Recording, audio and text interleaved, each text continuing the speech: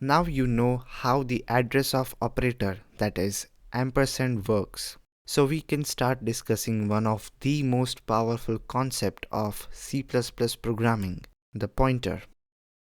Pointer will open a whole new paradigm. Pointer variables or pointers store the address of another location and allow you to access that location. Let's see it practically to get a better idea. I am declaring a variable int I is equal to 5. Now let me declare a pointer variable as well.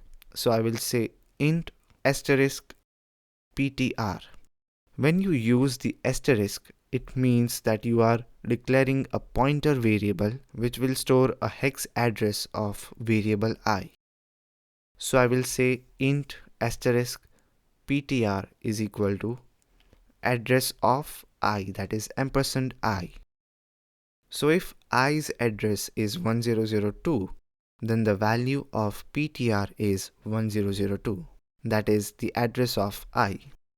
Of course, ptr will also have its own address, like here shown 2006, just for assumption. Now let's try to display the address of I and the value of ptr.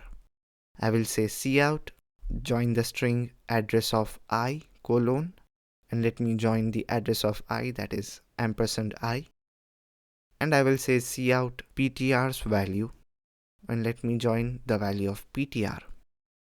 Now let's run this, and you can see they both have the exact same value.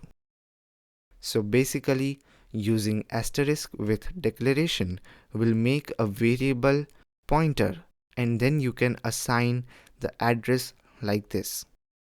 To repeat, the syntax of declaring a pointer variable is data type asterisk and variable name.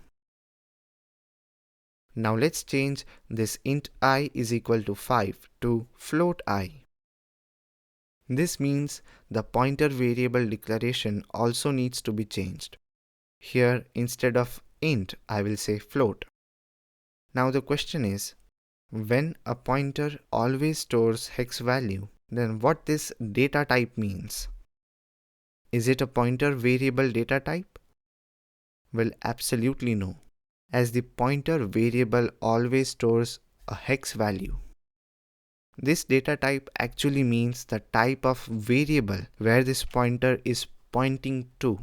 So if I have a character variable, the pointer variable declaration will be char star ptr. For double, it will be double star ptr, and so on. Now let's run this code, and you see that both of them have the same value again. Now we are done with the basic syntax. Let's now see the actual power of a pointer variable. Now let me remove float and make it int again. Let me just say cout star ptr, and let me join the value of star ptr.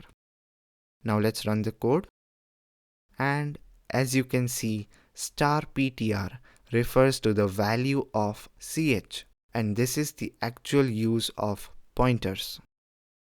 Pointers allow you to access the value stored at a specific location.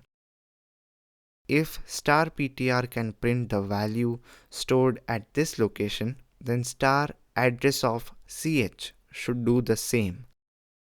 Let's try it practically. Let me write cout star ampersand ch is equal to, and let me join the value of star ampersand ch. Now let's run it, and you can see that it displays the same value. Now you may think, why would I do this when I can simply refer ch? Why would I say star ptr? Useless, isn't it? Well, actually it's not.